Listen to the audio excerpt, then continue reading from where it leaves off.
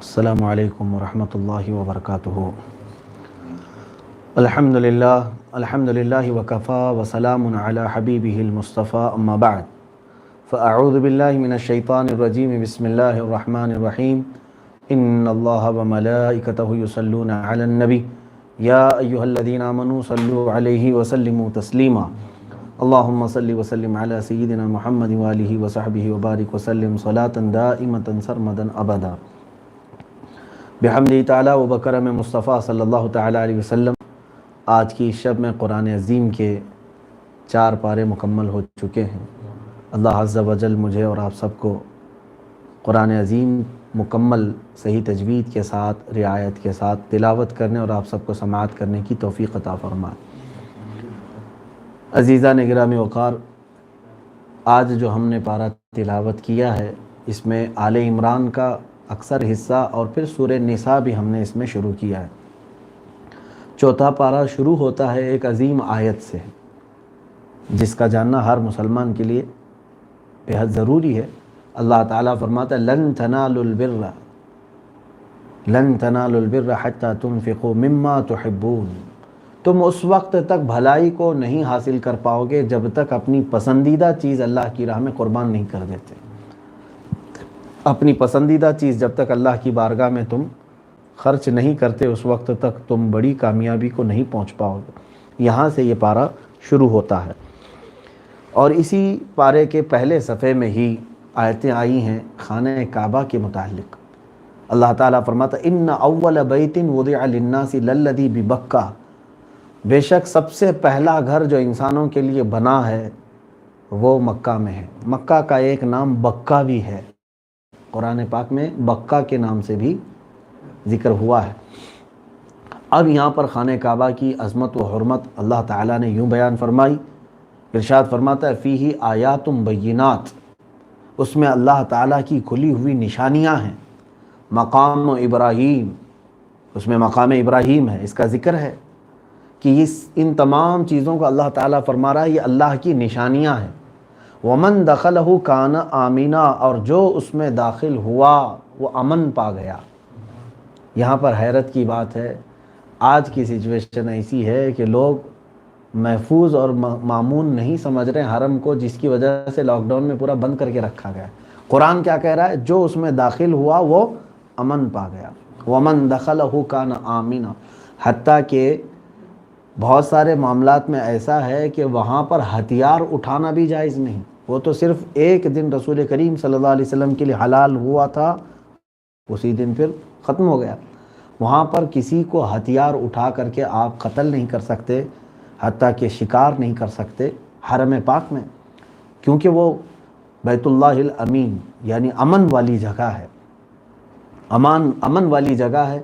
آپ نہیں دیکھتے وہاں پر ایک دوسرے کے ساتھ کوئی بھی دھکی اس طرح سے کرنا، اس کی بھی اجازت نہیں ہے۔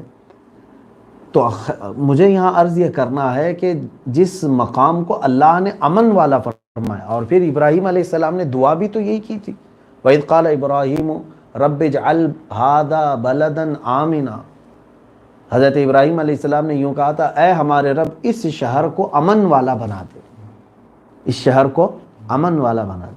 تو کیا ابراہیم علیہ السلام کی دعا قبول نہیں ہوئی؟ مکہ امن والا نہیں ہے؟ یقیناً ہے، کیونکہ اللہ تعالیٰ نے ان کی دعا قبول فرمائی، اور مکہ مکرمہ کے رہنے والوں کو اللہ نے، جبکہ مکہ کی زمین کچھ نہیں اگاتی تھی، باوجود اس کے ہر قسم کے پھل مکہ میں پہنچائے، کیونکہ وہ بھی دعا حضرت ابراہیم علیہ السلام نے کی تھی۔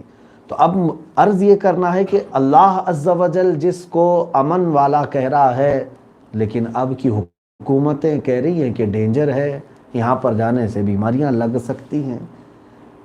میں اس بات کا میں کنفیوز ہوں کہ اگر وہ اللہ تبارک و تعالیٰ کا بنایا ہوا حرم امن والا ہے تو پھر دیگر تمام بلاؤں سے اگر وہی جگہ محفوظ نہیں رہی تو ہم کون سی جگہ کا تصور کریں گے؟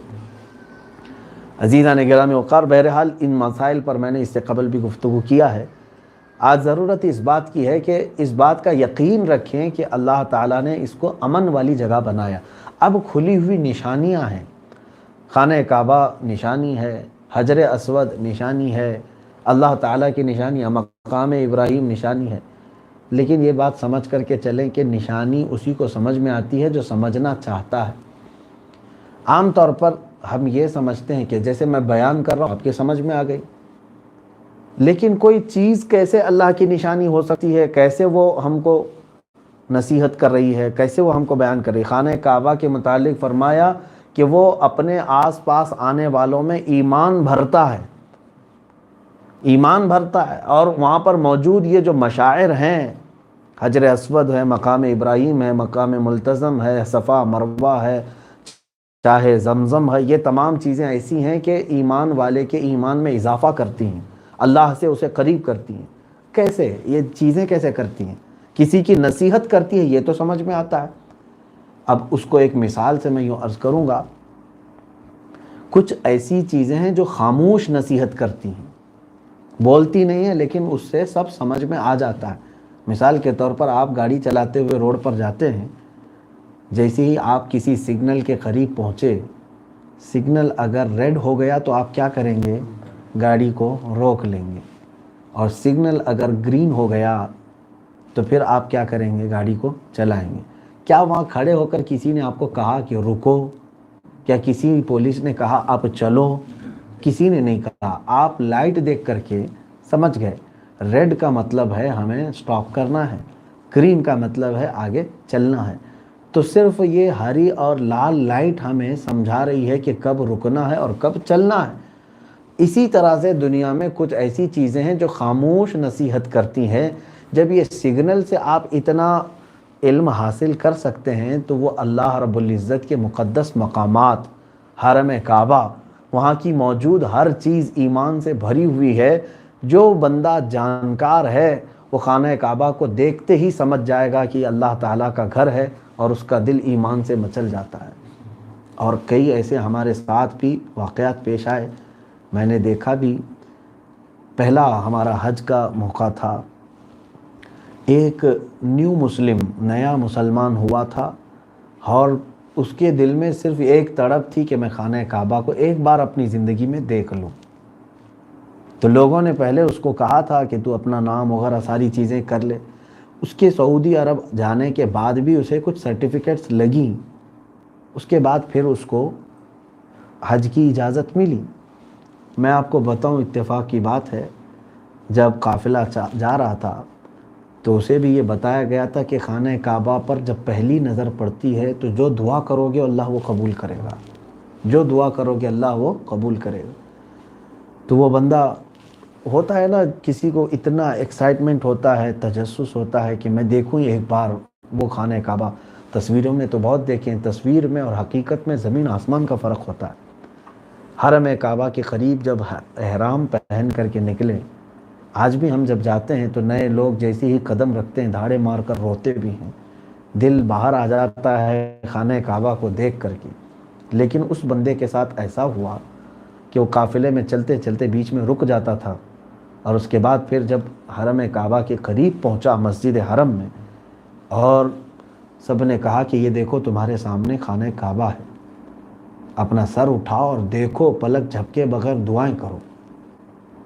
ہاتھ پیر اس کے کانپنے لگے، اور اس نے ہاتھ اٹھایا، دعا کچھ کیا نہیں۔ سارے لوگ دوسرے دعاؤں میں مصروف تھے، ہم دوسرے قافلے میں تھے، وہ دوسرے قافلے میں تھے۔ تھوڑی ہی دیر کے بعد اس کے پیروں میں عجیب سی کپکپاہٹ آئی اور وہ وہاں گر گیا، صحن کعبہ میں گر گیا۔ تو گرنے کے بعد اس کو تھوڑی سی چوٹ آئی سر کے پیچھے، اچانک اچھا خاصا ہٹا کھاٹا آدمی تھا، گرا۔ لوگوں نے اس کو آ کر کے زمزم ڈالا کہ غشی آ گئی ہے، بے ہوشی آ گئی ہے، پہلا سفر ہے۔ اس کے بعد وہ اٹھا نہیں، ہیلتھ والوں کو بلایا گیا، آ کر کے انہوں نے چیک کر کے بتایا کہ اس کی روح قبض ہو چکی ہے۔ پہلا سفر تھا، رونگٹے کانپ جاتے ہیں جب بھی میں اس چیز کو یاد کرتا ہوں کہ کیا کسی کو خانہ کعبہ کے پاس پہنچتے ہی اتنا رعشہ طاری ہو جاتا ہے کہ دل مچل جائے۔ اور رب ذوالجلال کی لوگ جو آس پڑوس میں تھے انہوں نے یہ صرف اتنی بات کہی کہ اس نے دعا میں اتنا کہا، مولا ایک آخری خواہش تھی میری کہ میں تیرا گھر دیکھوں، اب اس کے بعد مجھے زندہ نہ رکھ۔ اب اور کچھ دیکھنے کی میرے اندر خواہش نہیں رہ گئی ہے۔ تھوڑی دیر کے بعد اس کی روح قبض ہو چکی تھی۔ عزیزان گرامی وقار، خانہ کعبہ کے ارد گرد ہزاروں نعمتیں، برکتیں ہیں۔ بہرحال جو بندہ وہاں اس طلب سے جائے گا یقیناً وہی چیزیں وہ حاصل کر کے آئے گا، وہی چیزیں وہ حاصل کر کے آئے گا۔ لیکن عام طور پر جو پکنک کے طور پر ٹور مچانے کے لیے جو جا رہے ہیں، انٹرٹینمنٹ کے لیے، لوگ یہ سوچتے ہیں ادھر کشمیر شملہ گھومنے سے بہتر ہے کہ عمرہ کر کے آ جائیں۔ کچھ لوگ کہتے ہیں سوئٹزرلینڈ جانے سے بہتر ہے کہ، تو تم نے تو کمپیئر کر لیا کہ ادھر ادھر عیاشی کرنے کی بجائے یہاں پر ہم نہیں۔ میرے عزیزو، یہ کوئی ٹائم پاس اور وقت گزارنے کے لیے عمرہ حج نہیں ہوتا، بلکہ اپنے دلوں کے اندر ایمان کی قوت کو بھرنے کے لیے اور اپنے رب ذوالجلال کا قرب حاصل کرنے کے لیے۔ بہرحال یہ آیتیں تھیں، یہاں پر خانہ کعبہ کی تفصیل ہے۔ میں پھر کبھی عرض کرتا ہوں کہ کتنی مرتبہ کعبے کو بنایا گیا۔ سب سے پہلے خانہ کعبہ کو فرشتوں نے تعمیر کیا، آدم علیہ السلام کے دنیا میں قدم رکھنے سے پہلے ہی فرشتوں نے اس کو بنایا۔ پھر اس کے بعد آدم علیہ السلام نے، پھر کئی ادوار میں خانہ کعبہ کی تعمیر ہوتی گئی، جو آج موجودہ کعبہ ہے۔ اور اس کی بنیادوں کو آج جو آپ دیکھ رہے ہیں، اس کی جو ہائٹ ہے، اس کو حضرت ابراہیم علیہ السلام نے تعمیر کیا۔ یہ اتنا اونچا جو بنایا گیا، یہ حضرت ابراہیم علیہ السلام کی تعمیر ہے۔ اسی لیے حضرت ابراہیم علیہ السلام کو بانی کعبہ کہتے ہیں، یعنی کعبہ کے بنانے والے۔ حالانکہ کعبہ اس سے بہت پہلے سے ہے، لیکن اس شکل میں اتنے بڑے پیمانے پر حضرت ابراہیم علیہ السلام نے بنایا۔ یہ خانہ کعبہ کی مختصر سی چیزیں میں نے عرض کی۔ اس بارے میں ہم نے آج تلاوت کیا ہے۔ اللہ عز و جل نے اور کچھ باتیں ہمارے متعلق فرمائی۔ ارشاد فرماتا ہے، کنتم خیر امت اخرجت للناس، تم لوگ سب سے بہترین امت ہو۔ امت مصطفیٰ کو اللہ تعالیٰ نے فرمایا خیر امت۔ ہمیں ایک اللہ نے لقب دیا ہے، کس بات کا؟ تم خیر امت ہو۔ لیکن آپ کو یہ بھی میں بتا دوں کہ کیوں خیر امت کہا گیا ہم کو۔ کم و بیش 1,24,000 انبیاء کرام آئے اور ان کی امتیں بھی ہوئی۔ کسی نبی کی امت میں کچھ لوگ تھے، کسی میں زیادہ تھے، سب کی امتیں رہیں، لیکن امت مصطفیٰ صلی اللہ علیہ وسلم کو رب تعالیٰ فرما رہا ہے تم خیر امت ہو۔ اس کی وجہ یہ ہے کہ تمہارے اندر 3 عادتیں ہیں، تأمرون بالمعروف وتنہون عن المنکر وتؤمنون باللہ۔ اللہ فرماتا ہے تم اچھائیوں کا حکم دیتے ہو، برائیوں سے منع کرتے ہو لوگوں کو، اور اللہ کو بغیر دیکھے ایمان لاتے ہو۔ یہ 3 چیزیں تمہاری خصوصیات ہیں۔ میرے عزیزو، میں آپ سے یہ کہنا چاہتا ہوں کہ اگر یہ 3 چیزوں کو آپ نے نہیں اپنایا تو پھر خیر امت کے مصداق بھی نہیں ہو۔ آج بہت سارے لوگوں نے اپنی یہ ڈیوٹی چھوڑ دی۔ آپ کو اپنی زندگی بھر بھلائی کا حکم دینا ہی ہے۔ لوگ یہ سمجھتے ہیں کہ خیر کی دعوت دینے کا کام صرف علماء کا ہے، مبلغین کا ہے، مولوی حضرات کا ہے، مائک ملے تو ہی دیں گے۔ نہیں، ہر مسلمان کی ذمہ داری ہے جو امت مصطفیٰ میں ہے کہ وہ خیر کی دعوت دے۔ آپ باپ ہیں تو اپنے بیٹوں کو، شوہر ہیں تو اپنی بیوی کو، اور آپ استاد ہیں تو اپنے شاگردوں کو، کسی جگہ آپ کام کر رہے ہیں تو اپنے دوسرے اپنے ہم اثر لوگوں کو، آپ اگر مالک ہیں فیکٹری کے تو آپ کے مزدوروں کو، ہر فیلڈ میں آپ جہاں پر ہیں آپ اپنے ماتحت کو، جہاں تک آپ کی رسائی ہو سکتی ہے خیر کی دعوت دینا ضروری ہے۔ آپ یہ نہ سوچیں کہ سب یہ کام علماء کا ہے، مسجد جا رہے ہیں سب لوگ سیکھ کر کے آئیں گے۔ آپ نے جو سیکھا وہ دوسرے تک کیوں نہیں پہنچاتے؟ جب یہ منصب آپ نے چھوڑ دیا تو پھر خیر امت میں آپ کا کیا مقام ہے؟ ایک چیز یہ بھی چھوٹ گئی ہے۔ دوسری ہے وَتَنْهُونَ عَنِ الْمُنْكَرِ، اور جو برائیوں سے روکنے کی عادت ہونی چاہیے تھی وہ بھی ختم کر دیا۔ آج برائیوں سے کتنے لوگ روکتے ہیں؟ ہم تو ٹھٹا مار کر کے ہنستے ہیں برائیوں کو دیکھ کر، بلکہ برائیاں ہو رہی وہاں سے یوں ہی گزر کے چلے جاتے ہیں۔ آپ اپنا منصب اختیار کرو، استعمال کرو۔ ہو سکتا ہے آپ کی بات نہ مانے، لیکن آپ اپنا فریضہ تو پورا کر سکتے ہیں۔ بہت تو ایسے ہیں کہ اپنے گھروں میں بھی نہ دعوت دیتے ہیں اور نہ اپنے گھروں میں برائیوں سے روکتے ہیں۔ ہر ایک سے سوال ہوگا، کلکم راعٍ وکلکم مسئول عن رعیتہ، حدیث میں ہے تم میں سے ہر ایک نگہبان ہے اور تمہارے ماتحت رہنے والوں کے بارے میں تم سے پوچھا جائے گا۔ ایک باپ سے پوچھا جائے گا کہ تمہاری اولاد کیوں بگڑ گئی؟ تمہاری بیوی کے متعلق تم سے پوچھا جائے گا۔ حتیٰ کہ حدیث پاک میں رسول کریم صلی اللہ علیہ وسلم نے فرمایا دیوس جہنم میں جائے گا، دیوس جہنم میں جائے گا، دیوس جہنم میں جائے گا، 3 بار میرے آقا صلی اللہ علیہ وسلم نے فرمایا۔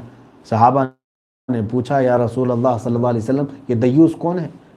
میرے آقا صلی اللہ علیہ وسلم نے فرمایا وہ شخص جس کی بیوی بغیر پردہ اس کے باہر جاتی ہے اور وہ اس کو روکتا نہیں، جس کی بیوی بے پردہ باہر گھومتی ہے اور وہ اپنی بیوی کو روکتا نہیں، برائیوں سے نہ روکنے کا انجام دیکھ رہے ہیں آپ۔ تو یہاں پر خیر امت ہم کو جو کہا گیا ہے وہ اس وجہ سے کہ تم اچھائیوں کا حکم دیتے ہو اور برائیوں سے روکتے ہو۔ اب اندازہ کرو جو شخص اپنی بیوی کو نہیں روک سکا برائیوں سے، اس کا انجام یہ ہے کہ وہ جہنم میں جائے گا، اور جو بیوی خود برائیاں کرتی ہو اس کا انجام کیا ہوگا۔ یہاں پر میں آپ کو بتاؤں، جبرائیل امین علیہ الصلاۃ والتسلیم ایک مرتبہ رسول کریم صلی اللہ علیہ وسلم کی بارگاہ میں حاضر ہوئے، عرض کیا آقا صلی اللہ تعالیٰ علیہ وسلم ایک بار ایک بستی پر اللہ تعالیٰ نے عذاب نازل کرنے کا حکم دیا، اے جبرائیل جاؤ اس بستی کو پورا تباہ کر دو، اس میں سارے نافرمان ہیں، سارے گنہگار ہیں۔ جبرائیل امین کہتے ہیں کہ اس بستی میں ایک نیک بندہ بھی تھا جس کے کوئی گناہ نہیں تھے۔ میں نے عرض کیا مولا اس نیک بندے کا کیا کروں؟ اللہ تعالیٰ نے فرمایا اس کو بھی عذاب میں گرفتار کرو، جب عذاب آئے پوری بستی پر ایک کو الگ نہیں کیا جائے گا۔ جبرائیل امین علیہ السلام ارشاد فرماتے ہیں کہ میں نے اللہ رب العزت سے پوچھنے کی جرأت نہیں کی کہ کیوں، اس کا کیا قصور ہے، اس بستی کو تباہ کر دیا گیا، عذاب سے ہلاک کر دیا گیا۔ چند دنوں کے بعد بارگاہ رب العزت میں جبرائیل امین نے عرض کیا، اس بندے کے متعلق سوال کیا، تو اللہ عز و جل نے ارشاد فرمایا اے جبرائیل وہ نیک تو تھا، اس نے گناہوں سے اپنے آپ کو بچا کر رکھا تو تھا، لیکن جس بستی میں وہ رہتا تھا اس کے سامنے بے حیائیاں ہوتی تھی، برائیاں ہوتی تھی، اور وہ دیکھ کر خاموش رہتا تھا، روکتا نہیں تھا۔ اس وجہ سے اس کو بھی ہم نے انہی برائی کرنے والوں کے ساتھ ہی ہلاک کر دیا۔ یہ سمجھ کر کے چلیں کہ یہ منصب ہم سے چھوٹنے نہ پائے، جب تک آپ ہیں برائیوں سے روکیں لوگوں کو جتنا ہو سکتا ہے، کیونکہ جتنے دن آپ خاموش رہیں گے اتنی برائیاں بڑھتی جائیں گی۔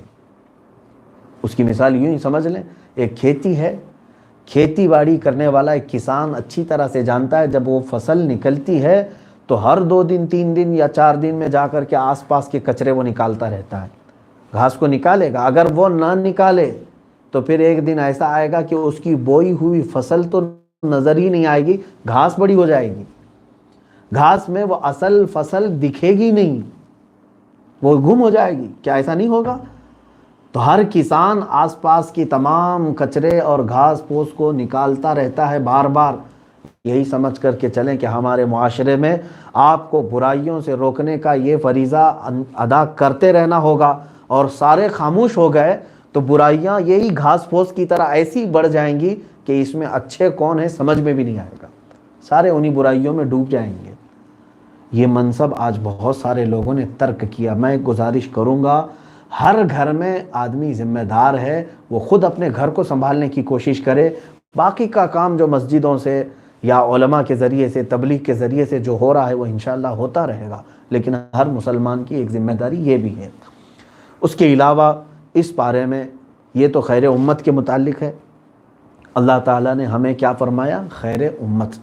اب ایک بات یہ بھی میں عرض کرتا چلا جاؤں کہ اپنی ویلیو اگر کسی کو معلوم نہیں ہے تو وہ دنیا کا سب سے بڑا بیوقوف آدمی ہے، جس کو اپنی حیثیت خود ہی نہیں معلوم ہو۔ جس کو اپنی حیثیت نہیں معلوم ہو اس کو کوئی بھی بیوقوف بنائے گا کہ نہیں؟ اسی طرح سے سمجھ کر کے چلے اللہ عز و جل نے اتنی بڑی تمہیں حیثیت عطا کی، اتنا بڑا مقام، کہ جس امت میں پیدا ہونے کے لیے پچھلے انبیاء دعا کرتے تھے، اے اللہ اس آخری نبی کی امت میں ہمیں بنا، اس امت میں ہم پیدا ہوئے، مجھے بتائیں کیا آپ نے کبھی دعا کیا تھا؟ آپ کو یاد ہے کہ آپ کی روحوں نے دعا کیا تھا، مانگا تھا اللہ سے کہ ہم کو اس میں پیدا کر؟ کسی کو یاد نہیں ہوگا۔ یا اللہ تبارک و تعالیٰ کے فیصلے ہیں، اس نے ہم کو اپنے رسول کی، اپنے حبیب کی امت میں پیدا کیا۔ ایک بڑی اچھی بات مجھے لگی، ایک بزرگ نے فرمایا کہ اے لوگوں اس قادر مطلق کو دیکھو تو ذرا صحیح، بغیر تمہارے مانگے اس نے سب سے اچھی امت میں تمہیں پیدا کیا، بغیر مانگے۔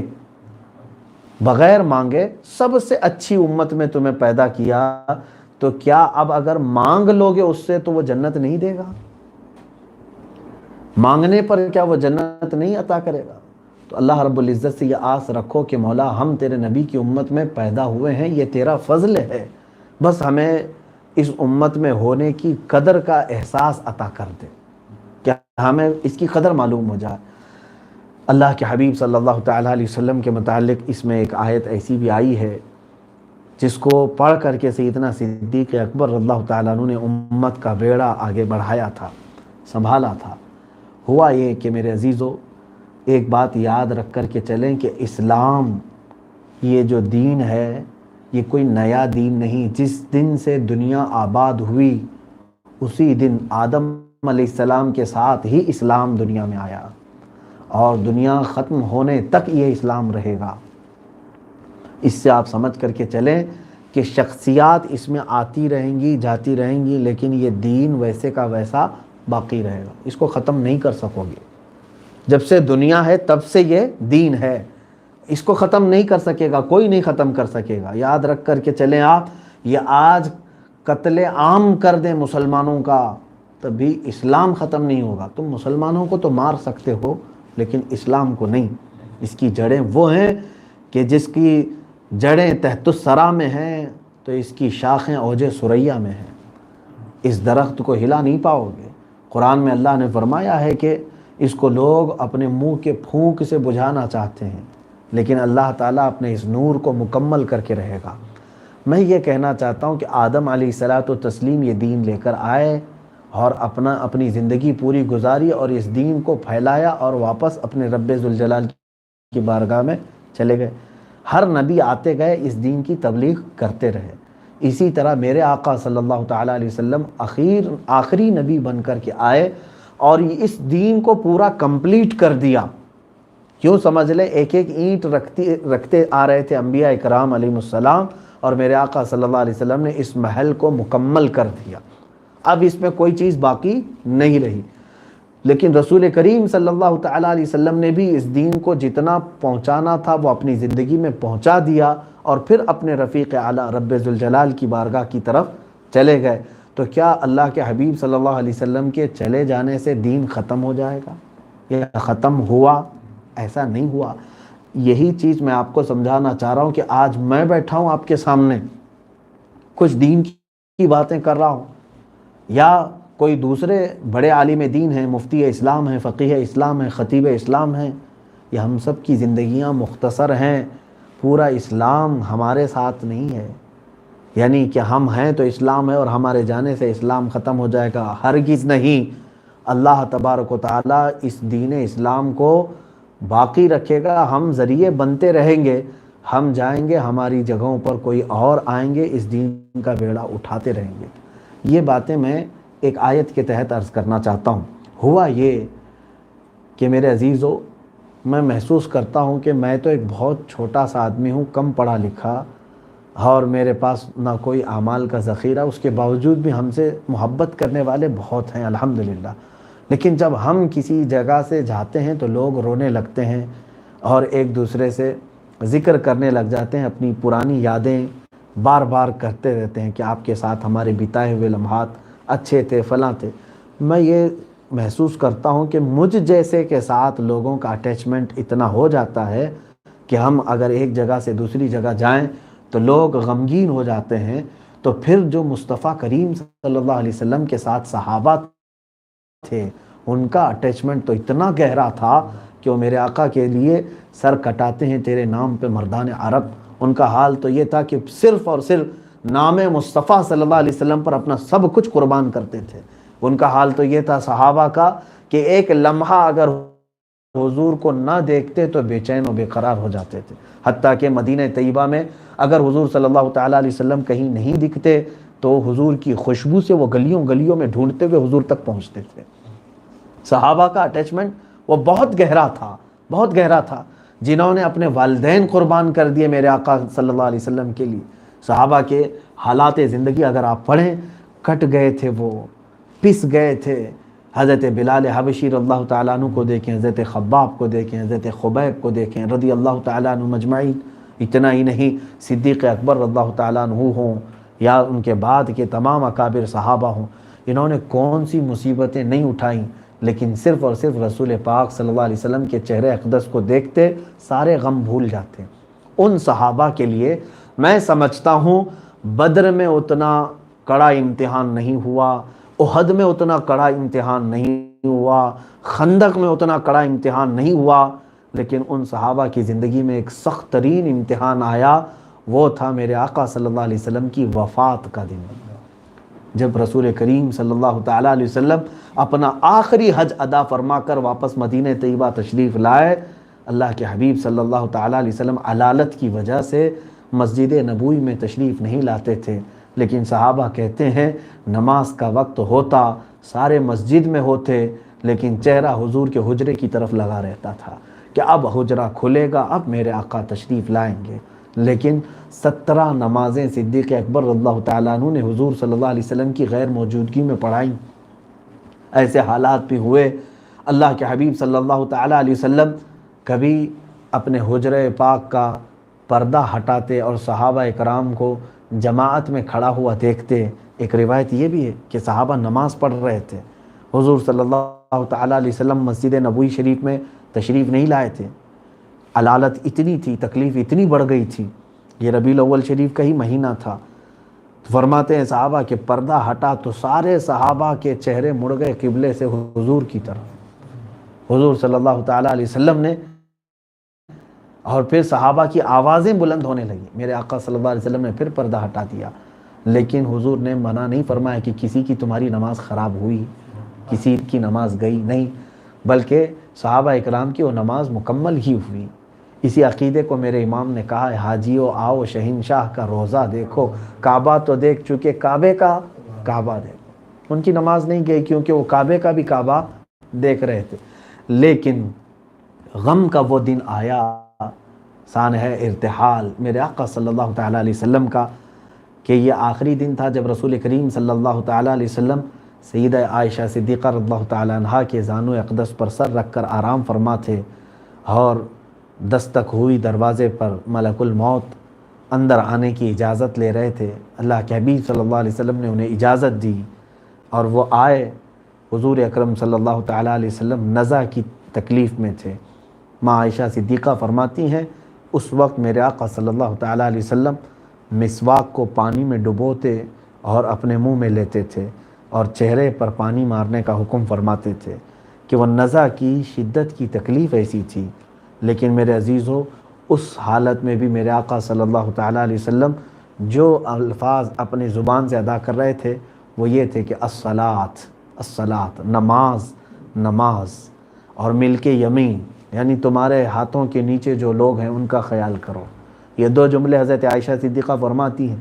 پھر ایک روایت یہ بھی ملتی ہے کہ ملک الموت سے میرے آقا صلی اللہ علیہ وسلم نے اس حالت میں یہ پوچھا کہ اے اسرائیل، یہ جو نزع کا درد ہے کیا یہ درد میری امت کو بھی دیا جائے گا؟ انہوں نے کہا ہاں، تو میرے آقا صلی اللہ تعالیٰ علیہ وسلم رونے لگ گئے کہ میری امت اس کرب سے بھی گزرے گی۔ اندازہ کرو میرے عزیزو، جو نہ بھولا ہم غریبوں کو رضا، یاد اس کی اپنی عادت کیجیے۔ اس حالت میں کون ہے جو ہمیں یاد کرتا ہے؟ خیر، بات یہاں کو پہنچی کہ اچانک میرے آقا صلی اللہ تعالیٰ علیہ وسلم اپنی آنکھوں کو بند کرتے ہیں اور حضور اکرم صلی اللہ تعالیٰ علیہ وسلم کی روح پاک آپ کے جسم اقدس سے جدا کر کے رب ذوالجلال کی بارگاہ میں ملک الموت لے کر چلے گئے۔ حضرت عائشہ صدیقہ فرماتی ہیں میں نے کبھی کسی کو اپنے سامنے فوت ہوتے نہیں دیکھا تھا، مجھے معلوم نہیں تھا، میں حضور صلی اللہ علیہ وسلم سے باتیں کرتی ہی بیٹھی ہوئی تھی، میں حضور سے باتوں میں مشغول تھی۔ اچانک دروازہ کھلا، صدیق اکبر رضی اللہ تعالیٰ عنہ تشریف لائے۔ پوچھا عائشہ کیا حال ہے؟ کہا میں باتیں کر رہی ہوں۔ حضور سیدنا ابو بکر صدیق رضی اللہ تعالیٰ عنہ نے دیکھا رسول کریم صلی اللہ تعالیٰ علیہ وسلم کو، تو اچانک آپ کی ہچکی بند گئی، آپ کی ہچکیاں آنے لگیں، اور حضور اکرم صلی اللہ علیہ وسلم کی پیشانی اقدس پر آپ نے بوسہ لیا۔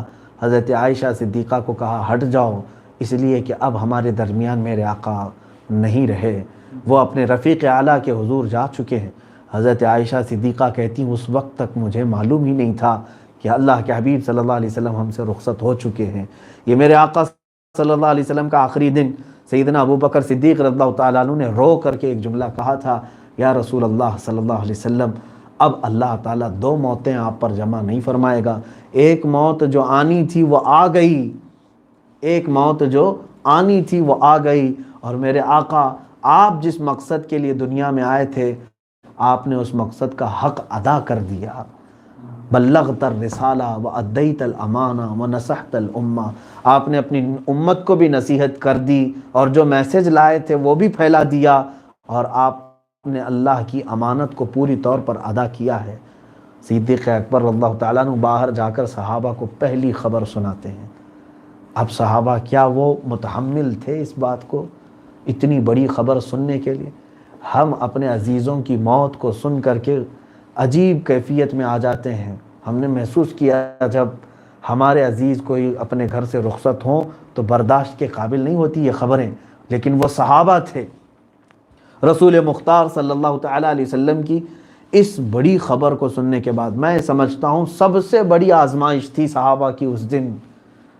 روایتوں میں موجود ہے کہ مسجد نبوی میں ایسا سناٹا تھا کہ جو جہاں تھے وہیں وہ جامد ساکت ہو گئے، کوئی ہلتے بھی نہیں تھے۔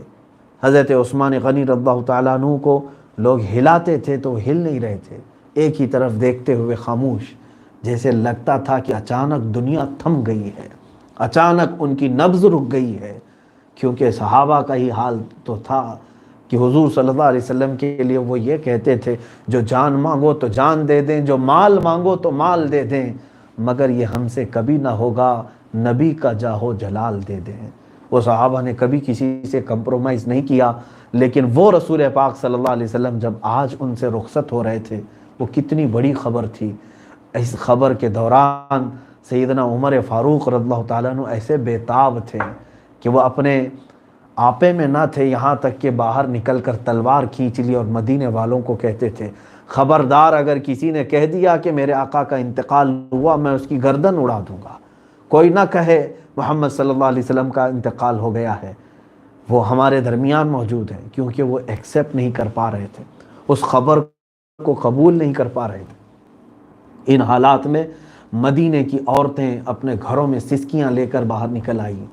رسول کریم صلی اللہ تعالیٰ علیہ وسلم وہ رونق کل جہاں تھے۔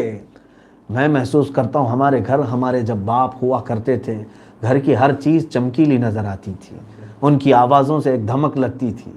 جب گھروں میں کوئی بڑا ہوتا ہے تو ہر چیز میں برکت محسوس ہوتی ہے اور سب بندھے ہوئے ہوتے ہیں۔ وہ تو رسول کائنات تھے، پوری کائنات کی جان تھے، تو جب وہ رخصت ہو رہے ہوں گے تو مدینے والوں پر کیا حال ہوں گے؟ بچے پوچھتے تھے اپنی ماؤں سے کیا اللہ کے نبی صلی اللہ علیہ وسلم دوبارہ ہم میں کبھی نہیں آئیں گے؟ ان کے گھروں کی برکت، ان کے مال کی طاقت، ان کے اندر کا جذبہ، سب کچھ رسول کریم صلی اللہ علیہ وسلم سے وابستہ تھا۔ میرے آقا صلی اللہ تعالیٰ علیہ وسلم کی اس خبر کو جلدی وہ لوگوں نے قبول ہی نہیں کیا۔ ایسے مومنٹ پر، ایسے موقع پر اگر کسی نے امت کا بیڑا پھر سے سنبھالا ہے تو وہ صدیق اکبر کی ذات ہے۔ میرے عزیزوں، صحابہ نے اور بہت سارے لوگوں نے ہو سکتا ہے اس زمانے میں یہ محسوس کر لیا کہ دین لے کر کے آئے تھے میرے مصطفیٰ صلی اللہ علیہ وسلم، اب وہ چلے گئے تو شاید دین بھی ان کے ساتھ چلا گیا، لیکن ایسا نہیں ہے۔ حضرت ابو بکر صدیق رضی اللہ تعالیٰ عنہ ممبر پر کھڑے ہوئے اور صحابہ کو جمع کیا مسجد نبوی میں، کہا اے لوگوں، اے رسول پاک صلی اللہ علیہ وسلم کے شہدائیوں، بتاؤ تم میں سے کون کون ہے جو اللہ کی عبادت کرتے تھے؟ سبوں نے کہا ہم اللہ کی عبادت کرتے تھے۔ پوچھا کہ تم میں سے کوئی ہے جو محمد صلی اللہ علیہ وسلم کی عبادت کرتے تھے؟ کہا نہیں، محمد صلی اللہ علیہ وسلم کی عبادت نہیں، ان کی تعظیم کرتے تھے، وہ اللہ کے رسول ہیں۔ تو صدیق اکبر نے کہا سن لیں سب توجہ کے ساتھ، جو محمد صلی اللہ علیہ وسلم کی عبادت کرتے تھے وہ سن لیں کہ محمد صلی اللہ علیہ وسلم اللہ کے ایک رسول تھے، وہ آئے اور انہوں نے اپنا فریضہ پورا کیا اور وہ واپس چلے گئے، اور جو اللہ کی عبادت کرتے تھے وہ بھی سن لیں اللہ کل بھی تھا، آج بھی ہے اور ہمیشہ رہے گا، اس کی عبادت کبھی ختم نہیں ہوگی۔ پھر یہ آیت انہوں نے تلاوت کی، وَمَا مُحَمَّدٌ إِلَّا رَسُولٌ قَدْ خَلَتْ مِن قَبْلِهِ الرُّسُلُ، محمد صلی اللہ علیہ وسلم اللہ کے ایک رسول ہیں، ان سے پہلے بھی بہت سے رسول آئے، افإن مات او قتل انقلبتم علی اعقابکم، اللہ خود فرماتا ہے اگر وہ انتقال فرما گئے یا شہید ہو گئے حضور صلی اللہ علیہ وسلم تو کیا تم اپنے الٹے پاؤں پھر جاؤ گے؟ وَمَن يَنْقَلِبْ عَلَىٰ عَقِبَيْهِ فَلَن يَضُرَّ اللَّهَ شَيْئًا، اللہ فرماتا ہے اور جو اگر پھر بھی گیا تو اللہ کا اس نے کچھ نہیں بگاڑا، اللہ کا کیا نقصان کرے گا، وہ خود اس نے اپنا نقصان کیا۔ یہ سمجھ کر کے چلیں کہ دین اگر کوئی چھوڑ کر کے گیا تو اسلام پہ کچھ فرق نہیں آنے والا ہے، بلکہ اس نے خود اپنا خاتمہ برا کیا، اپنا خراب کیا، اپنی آخرت خراب کی۔ تو حضرت ابوبکر صدیق نے جب یہ آیت تلاوت کی تو صحابہ فرماتے ہیں ہم کو تو ایسا لگا کہ یہ آیت تو ہم پہلے بھی پڑھتے تھے مگر کبھی ہمارا ذہن اس طرف نہیں گیا تھا۔ بعض نے کہا کیا قرآن میں یہ آیت پہلے سے ہے؟ اس دن حضرت ابوبکر صدیق رضی اللہ تعالیٰ عنہ نے اس آیت کو تلاوت کر کے پھر سے ان کو ایک نئی زندگی عطا کی اور پھر اسلام چلا۔ اللہ کے حبیب صلی اللہ تعالیٰ علیہ وسلم کی اس رحلت کو صحابہ اکرام نے برداشت کیا۔ اس کا مطلب یہ ہے میرے عزیزو، اس سے بڑی مصیبت کوئی اور نہیں ہو سکتی کہ رسول پاک صلی اللہ علیہ وسلم ان کے درمیان سے گئے ہوں اور انہوں نے اپنے ہاتھوں سے میرے آقا کونین صلی اللہ علیہ وسلم کو قبر اطہر میں رکھا ہو، دفن کیا ہو۔ یہ لمحات ان کے لیے میں سمجھتا ہوں سب سے بڑے تھے۔ جب انہوں نے اتنی بڑی چیز کو برداشت کر لیا تو امت مصطفیٰ کے لیے درس ہے، اے مسلمانوں بڑی سی بڑی تمہارے لیے آفتیں آئیں تمہارے قدم نہیں ڈگمگانا چاہیے، تم اسلام پر ہمیشہ قائم رہو۔ چیزیں آتی رہیں گی جاتی رہیں گی اور تمہیں اسلام پر قائم رہنا ہوگا۔ رسول کریم صلی اللہ تعالیٰ علیہ وسلم ہاں وہ دنیا سے پردہ تو فرما گئے، لیکن ایک بات یاد رکھیں وہ اپنی روحانیت کے ساتھ ہمیشہ اپنی امت کے درمیان موجود رہیں گے۔ میرے آقا صلی اللہ علیہ وسلم اپنی قبر انور میں زندہ ہیں اور اپنی امت کو ملاحظہ بھی فرما رہے ہیں۔ خود میرے آقا صلی اللہ علیہ وسلم نے فرمایا بھی ہے کہ میری امت کے اعمال فرشتے ہر جمعرات کو میرے پاس پیش کرتے ہیں، ہر ایک کے تمہارے سب کے اعمال حضور صلی اللہ علیہ وسلم کے پاس پیش کیے جاتے ہیں۔ حضور اکرم صلی اللہ علیہ وسلم فرماتے ہیں کہ میں اپنے امتیوں کے اعمال دیکھتا ہوں، اگر اچھے ہوں تو مولا کا شکر بجا لاتا ہوں اور اگر برے میرے پاس پہنچتے ہیں تو مجھے غم ہوتا ہے، میں استغفار کرتا ہوں۔ اس کا مطلب یہ ہے کہ میرے عزیزو وہ اپنی روحانیت کے ساتھ آج بھی ہمارے درمیان موجود ہیں، میرے آقا صلی اللہ علیہ وسلم۔ بہرحال یہ رسول کریم صلی اللہ تعالیٰ علیہ وسلم کی وفات طیبہ کے متعلق جو باتیں تھیں وہ میں نے عرض کیا۔ اس کے علاوہ سورہ آل عمران میں بہت ساری باتیں رہ گئی ہیں۔ سورہ نساء جو آج ہم نے شروع کیا ہے اس کی دو باتیں عرض کر کے میں اپنی گفتگو کو ختم کرتا ہوں۔ عورتوں کے نام سے پوری سورہ آئی ہے، نساء کہتے ہیں عورتوں کو، عربی میں نساء کہتے ہیں عورتوں کو۔ تو یہ تو بڑی بات ہے کہ عورتوں کے لیے سورہ آ گئے، مردوں کے نام کا کوئی سورہ نہیں ہے، رجال نام کا کوئی سورہ نہیں ہے، عورتوں کے نام سے آیا ہے۔ اس کا مطلب سمجھ کے چلیں کہ یہ بڑی اہمیت والی چیز ہے۔ ہاں اس کی وجہ یہ بھی ہے کہ یہ صنف نازک بھی ہے اور اللہ تبارک و تعالیٰ کی مخلوق میں یہ ہمارے لیے ایک بڑی آزمائش بھی ہے۔ دنیا کا سب سے پہلا فتنہ بھی عورت کی وجہ سے ہوا، لیکن ساتھ ہی یہ بھی کہ اگر عورت سنور جائے تو اسی کی گود میں ولی اولیاء کاملین بھی ہیں اور انبیاء کرام بھی ماں کی گود سے ہی آئے ہیں۔ تو یہاں عورتوں کے نام سے یہ جو سورہ آیا ہے اس میں شادی کے احکام بیان کیے گئے ہیں اور عورتوں کے متعلق اور بھی بہت ساری باتیں، اور میراث کے بھی احکام اس سورے میں آئے ہیں۔ میراث کہتے ہیں وراثت کے معاملات، کہ جب کسی کا انتقال ہو جائے تو کس کو کتنا دیا جائے، یہ پورا کا پورا تفصیلی بیان اس میں آیا ہے۔ ایک آیت میں عرض کرتا ہوں، اللہ تبارک و تعالیٰ نے فرمایا کہ اگر تم فقیر ہو تو بھی اللہ تبارک و تعالیٰ نکاح کی برکت سے تمہیں غنی بنا دے گا۔ نکاح کو عیب نہ سمجھیں یا بھاری نہ سمجھیں، بوجھل نہ سمجھیں، بلکہ میں سمجھتا ہوں کہ نکاح یہ سب سے بہترین طریقہ ہے جو رسول کریم صلی اللہ علیہ وسلم نے ہمیں عطا فرمایا کہ گناہوں سے اپنے آپ کو بچانے کا، اپنے آپ کو محفوظ رکھنے کا۔ میرے آقا صلی اللہ علیہ وسلم نے یہی فرمایا، یا معشر الشباب من استطاع منکم الباء فلیتزوج فإنہ اغض للبصر واحسن للفرج۔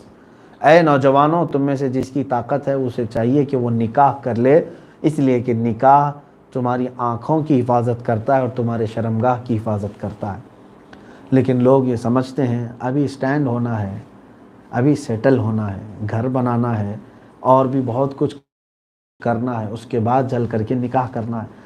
تم اگر انہی تمام معاملات میں ہوں گے تو میں سمجھتا ہوں کبھی سیٹل ہونے والا وقت آئے گا ہی نہیں۔ سٹینڈ ہونے کا مطلب کیا ہے؟ کیا لنگڑے ہیں آپ؟ پیروں پہ کھڑے نہیں ہو سکتے؟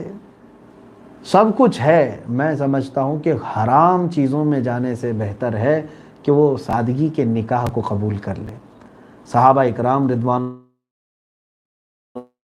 اللہ تعالیٰ علیہ مجمعین کے ایسے نکاح کثرت سے میرے آقا صلی اللہ علیہ وسلم نے کیے ہیں کہ بہت سارے لوازمات نہیں، بہت سارے خواہشات نہیں، بلکہ سادگی میں ان کا نکاح کیا، اور انہی نکاحوں کی برکتوں سے ہم نے دیکھا کہ ان کی نسلوں میں ایک سے ایک بڑے فقیہ اور محدث پیدا ہوئے۔